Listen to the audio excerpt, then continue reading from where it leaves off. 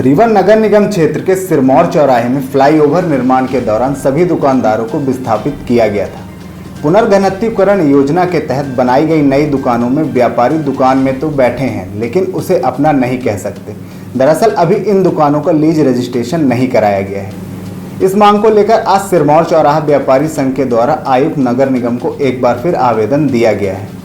दुकानदारों के सामने समस्या यह है कि जब तक उनके नाम दुकान नहीं होती, वह किसी भी बैंक से ना तो लोन अप्लाई कर सकते हैं और ना ही दुकान के नाम पर किसी से कर्ज ले सकते हैं, क्योंकि वह दुकान उनके नाम है ही नहीं। दुकान आवंटन के समय नगर निगम के द्वारा 15 दिवस के अंदर लीज रजिस्ट्री देने को कहा गया था, लेकिन कई महीने बीत जाने के बाद भी यह कार्रवाई पूरी नहीं हुई। दरअसल मामला कुछ राजनीतिक है। बताया जा रहा है कि रीवा नगर निगम में बिना MIC में प्रस्ताव दिए परिसर के अंदर कार्य योजना को स्वीकृति दे दी गई थी।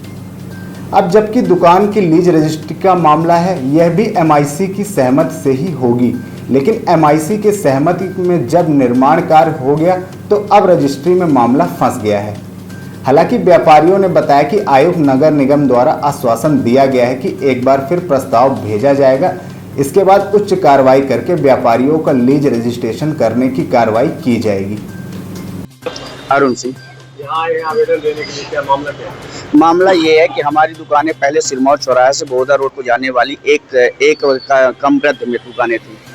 ओवर ब्रिज का जब निर्माण हुआ तो ये हुआ कि नीचे दुकानें छोटी पड़ रही हैं, ट्रैफिक का भी रूल आ रहा, जगह संकीर्ण थी, तो दुकानों को हम लोगों को मतलब 3 खंड में बना के दे दिया गया।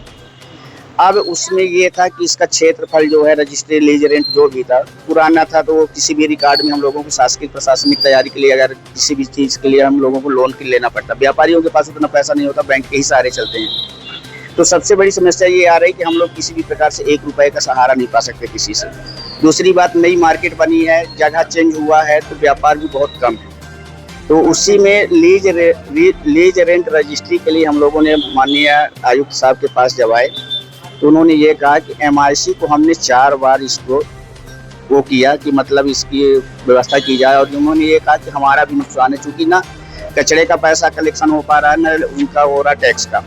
तो सर ने ये कहा कि हमारा स्वयं का नुकसान है, मैं खुद चाहता हूँ कि ये जितना जल्दी हो सके उतना जल्दी हो सके। एक बार मैं पुनः MIC को इसको भेजूँगा, अगर MIC से नहीं होता तो उच्च स्तरीय से जो भी प्रक्रिया होगी उसके आधार पर मैं 1 महीने के अंदर आप सबका काम करूँगा। तो दुकान आवंटित हुई थी तो क्या कहा गया था? जब दुकान आवंटित की गई थी तो उन्होंने ये कहा था कि जैसे ही दुकान का आवंटन दिया गया था, जैसे जिसका नंबर था, तो 3 खंड में जब हुआ तो हम लोगों को तो एक दूसरे के आगे पीछे होना पड़ा। तो जो कहा ये गया था कि मतलब हम 15 से 1 महीने के बीच में आप लोगों का सारा कागज कंप्लीट करा के दूंगा। माननीय मंत्री जी भी ये आश्वासन दिए थे कि 1 महीने के अंदर लीज रेंट रजिस्ट्री जो भी प्रक्रिया है मैं आपको 1 महीने के अंदर कंप्लीट करा के दूंगा। लेकिन अभी तक नहीं हुआ। सर के पास आए तो यही बोले कि MIC से लंबित है।